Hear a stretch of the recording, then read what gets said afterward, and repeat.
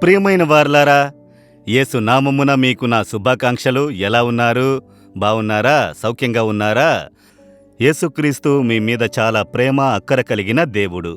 కనుకనే ప్రతిదినము మీతో కూడా మాట్లాడుచున్నారు. ఈ దినము కూడా ఒక వేదవాక్యంలో నుండి మీతో మాట్లాడుటకు ఇష్టపడుచున్నారు. 108వ కీర్తన 12వ వచనములో, మనుష్యుల సహాయము వ్యర్థము, శత్రువులను జయించుటకు నీవు మాకు సహాయము దయచేయుము. మంచి ఒక ప్రార్థన. దేవా, ఇక్కట్ల సమయంలో మాకు సహాయము చేయుము. మనుషుల సహాయము వ్యర్థము. మనుషులు మనకు సహాయము చేయలేని కొన్ని సందర్భాలు వస్తాయి చూశారా? వారు ఏమీ చెయ్యలేని ఒక పరిస్థితి. అలాంటి సందర్భాలలో దేవుడు మాత్రమే సహాయము చేయగలరు. కొన్ని సమయములలో మనుషులను పంపి సహాయము చేయును. కొన్ని సమయములలో ప్రకృతికి వ్యతిరేకంగా ఆయన సహాయము మనకు వచ్చును. కొన్ని సమయములలో దూతలను పంపి సహాయము చేయును. కొన్ని సమయములలో ఇదెలా జరిగినది అని మనకు తెలియదు, అలా సహాయము చేయును. తమిళనాడు నుండి ఒక సేవకుడు ఉత్తర భారతానికి సేవకు వెళ్ళాడు. ఈశాన్య రాష్ట్రాలు ఉన్నాయి కదా, అస్సాం లాంటి రాష్ట్రాలు. అక్కడికి సేవకు వెళ్లారు. అక్కడున్న ఒక గ్రామ ప్రజలకు యేసును గురించి చెబుతూ ఆయన వెళుతూ ఉన్నప్పుడు, ఒక సరిహద్దును దాటి వెళ్ళినప్పుడు బర్మా దేశంలోకి తెలియకుండానే ఆయన ప్రవేశించారు. అది బర్మా దేశం యొక్క సరిహద్దు. అక్కడ ఉన్న మిలిటరీ వారు ఆయన్ని పట్టుకున్నారు. ఈయనకు వారి భాష తెలియదు, ఈయన భాష వారికి తెలియదు. ఈయన్ని వారేమనుకున్నారంటే స్పై, ఇతడొచ్చి తమ దేశమును వేగు చూడ్డానికి వచ్చాడనుకున్నారు. పట్టుకుని వెళ్లి చెరసాలలో వేశారు.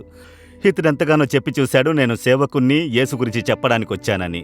అది వారికి అర్థం కాలేదు, వారు నమ్మనూ లేదు. జైల్లో వేసినారు. ఇతనికి ఇంటికి సందేశము తెలిపే మార్గం కూడా తెలియలేదు. ఏ మార్గము లేదు. ఒక కొత్త దేశము, కొత్త భాష, చెరసాలలో వేశారు. ఎలా కమ్యూనికేట్ చెయ్యాలి, ఎవరిని సంప్రదించాలి, ఏమీ తెలియలేదు. ఇప్పుడు సహాయము కొరకై దేవుని మాత్రమే వెతకగలరు. కనుక మోకరించి గంటల కొలది దేవుని ఎదుట ప్రార్థించడము మొదలుపెట్టాడు. అది ఒక్కటే. అప్పుడప్పుడు ఇతన్ని పిలిచి విచారించుతారు.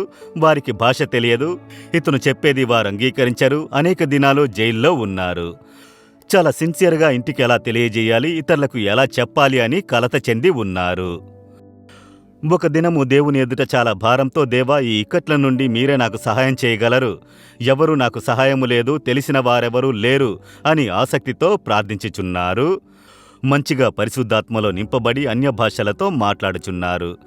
చాలాసేపు తర్వాత ప్రార్థన చేసి ముగించి కళ్ళు తెరిచి చూస్తే ఒక గ్రామం యొక్క పంట పొలాల్లో ఉన్నారు. అలాగే కళ్ళు తెరిచి చూస్తున్నారు. నేను ఎలాగ ఇక్కడున్నాను, జైల్లో కదా ఉన్నాను, ఇక్కడికెలా వచ్చాను అని చెప్పి. అక్కడ చూస్తే పంట పొలాల్లో కొందరు పనిచేస్తూ కనిపించారు. ఇతనికి భయం.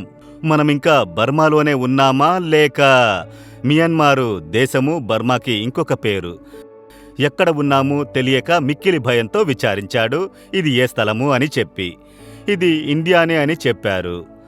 అప్పుడే అతనికి తెలిసింది, ఆ మియన్మార్ దేశము జైల్లో నుండి దేవుడు ఇండియాలోనికి తీసుకుని వచ్చారు అని. చూశారా, ఈ విధంగా జరుగుతుందా? పేతురుకు జరిగింది కదా, దేవుని దూతను పంపి దేవుడు బయటికి తీసుకుని వచ్చారు కదా. అదే విధంగానే నేటికి దేవుడు అద్భుతము చేయును. ఇక్కట్లలో ఎవరూ సహాయము చేయని పరిస్థితులలో దేవుడు ప్రకృతికి వ్యతిరేకముగా సహాయము చేయును. విశ్వసించెదరా? ఈ దినం మీకు అలాంటి ఒక అద్భుతము అవసరమై ఉన్నది కదా. దేవా, మాకు సహాయము చేయుడని ఒక ప్రార్థన చేసేదరా? తండ్రి, ఇక్కట్ల సమయములో మనుషుల సహాయము మాకు వ్యర్థము. మీరే మాకు సహాయము చేయాలి. ఈ కుమారునికి, ఈ కుమార్తెకు సహాయము చేయుడి. ఈ దినము ఒక అద్భుతము చేసి వారిని ఆనందింపజేయుడి. యేసు నామములో ప్రార్థించుచున్నాను తండ్రి. Amen, amen. Jesus redeems Telugu YouTube ఛానల్ను సబ్స్క్రైబ్ చేయండి. సబ్స్క్రైబ్ బటన్ను క్లిక్ చేయండి మరియు బెల్ బటన్ను నొక్కండి. ప్రతిరోజు కార్యక్రమ సమాచారం పొందండి.